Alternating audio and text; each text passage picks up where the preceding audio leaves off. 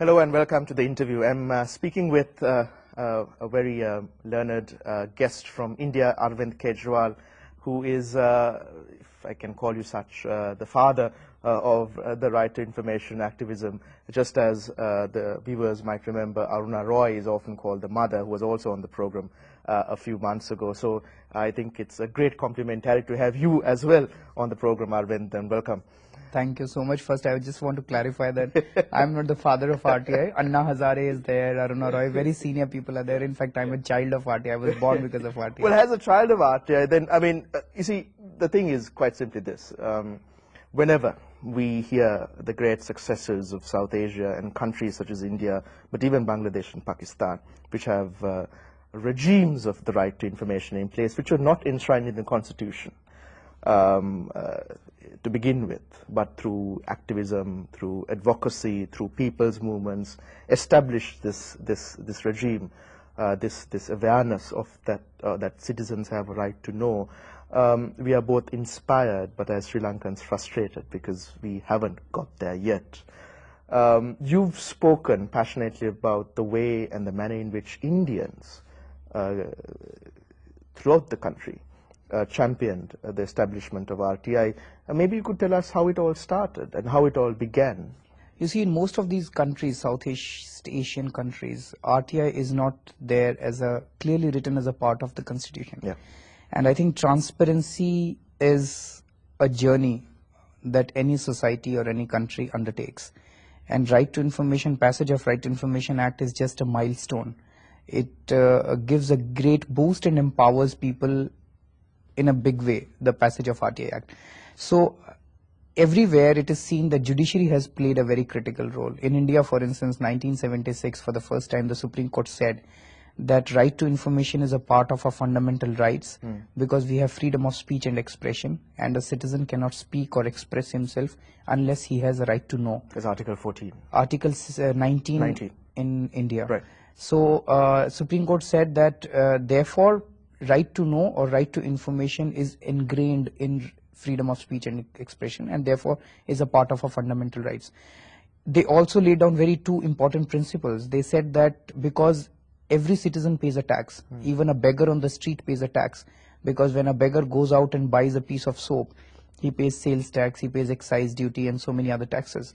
So this money that the governments collect from citizens, including the poorest of the poor, this money belongs to the people. And therefore people have a right to know how their money is being utilized. And because people are living in a democracy people are the masters have a right to know how the servant is functioning. I am told that in Sri Lanka also the Supreme Court has interpreted the Constitution in this manner. Your Article 10 and Article 14 has been interpreted in a manner that right to information is embedded in Article 14 and Article 10. Now post Supreme Court giving this kind of a judgment in India, we could not use right to information, because imagine if I go to a government department and say that you give me all information, you show me all your files, they would throw me out of their office.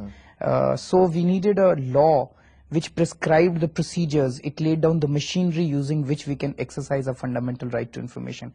So 2005, Indian Parliament passed Right to Information Act. This law does not give us a new right.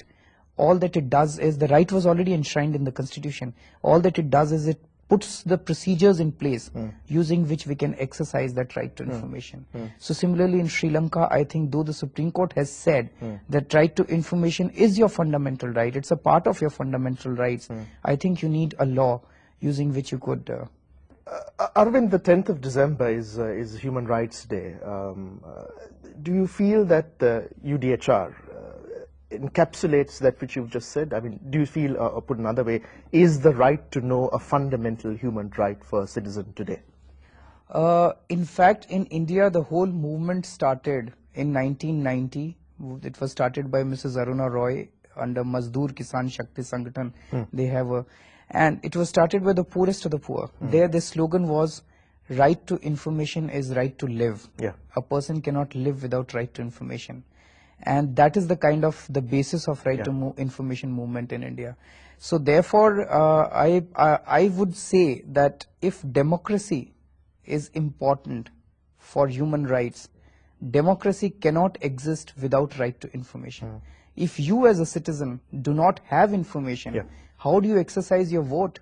When you go out and vote, if you do not know how the government has enacted various policies, how the government money was utilized, what kind of developmental programs did the government have for you, how do you vote? And therefore, in the absence, in that information vacuum, non-issues become issues. Religion becomes an issue, ethnicity becomes an issue, caste becomes an issue, non-issues become issues, and people mobilize themselves around those non-issues. Therefore, I would go to the extent of saying that I can't even imagine existence of a democracy without right to information. You spoke about the servants of the people being politicians. Now, I don't know how developed India is in down this what seems to be an enlightened path of looking at governance, but I can say with some authority in Sri Lanka, the servants are the citizens and the politicians are the masters. It's exactly the same everywhere. Yeah, but so the point is, how did it work, Arvind? I mean, how did the law make the citizens, or rather empower the citizens to actually use it, given these structures that are hugely, in fact, sometimes even violently resistant to any kind of investigation into their workings? So that's exactly what I said. In the absence of a law, if I go to a government department and say that right to information is my fundamental right, they would not give me any information. No, my question was it just the law, or was it stuff done, activism, advocacy done after the law in how to use it that helped, or was it both? I think it was both. Yeah. I think it was both. After basically the passage of the law enables even ordinary citizens to be able to go to any government department and to be able to challenge bribery, to be able to challenge corruption, and to demand information. So before the passage of the law, for instance, in Rajasthan, under Aruna Roy's leadership, people used to mobilize themselves. They would go to the department, they would sit on a protest, and they would get information. But that was a collective action. So for instance, you have got a bad electricity bill. Suppose you've got a wrong electricity bill. You as a citizen want to know from the electricity department why this bill has come wrong and when will it be rectified. This simple information. For this you can't mobilize your colony to go to. So therefore, if you have a Right to Information Act in place, you can actually use the Right to Information Act and ask the electricity department to give you answers.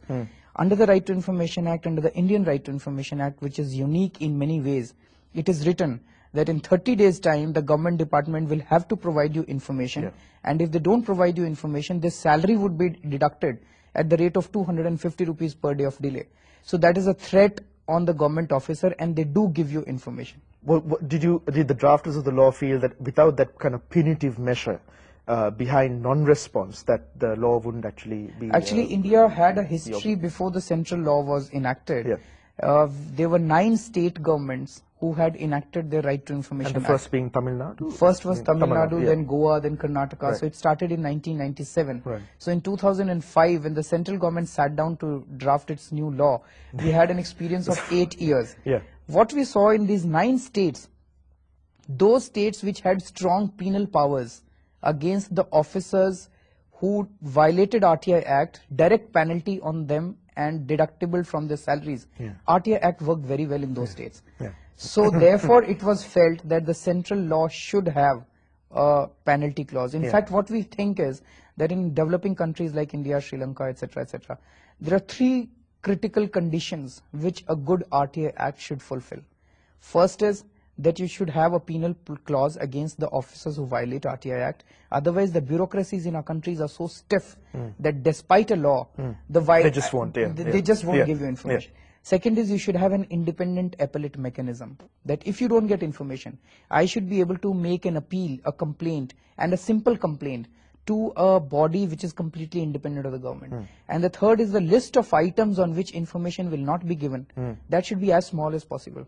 Security of the country, privacy, commercial interests, etc. So that list should be as small as possible. These are 3 preconditions for a good RTI Act.